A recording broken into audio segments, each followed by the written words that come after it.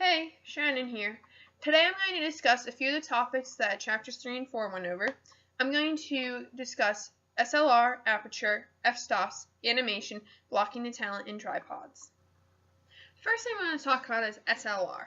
SLR stands for single lens reflex.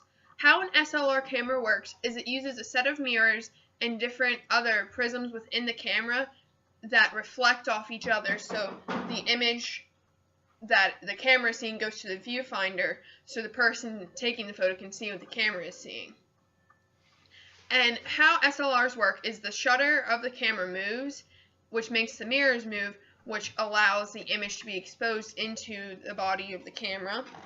And there are also modern SLRs, and these have many different features that you can have a longer exposure, or you can have autofocus or manual focus. I used these cameras when I took a photo class in high school, and I found them to be very helpful because you didn't have to worry about whether or not your camera was focused. If you had the autofocus on, you knew it would be. And these SLRs can also become digital, which is a DSLR, which is digital single lens reflex. The next thing I'm going to talk about is aperture.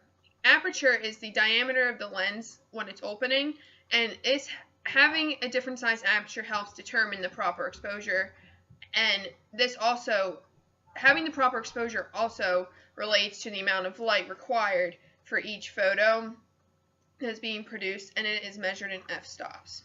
The next thing I want to talk about is f-stops. An f-stop is how the aperture is measured, and it is a small increase on each of the lenses, because when you have an f-stop, that determines how long the opening of the lens is open. And if you have a lower f-stop, it means you have a larger opening.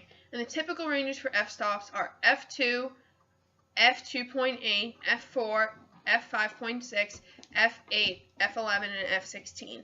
If you have an f2, if your f-stop is set to f2, it means your lens is wide open, and f16 is the smallest possible opening. There are also half and third stops which are available, and these double the light that are allowed through the lens. The next thing I'm going to talk about is animation. Animation is the illusion of creative movement with either drawings, paintings, cutouts, or claymation, like in the Christmas movie Rudolph. Animation can either be simple or complex.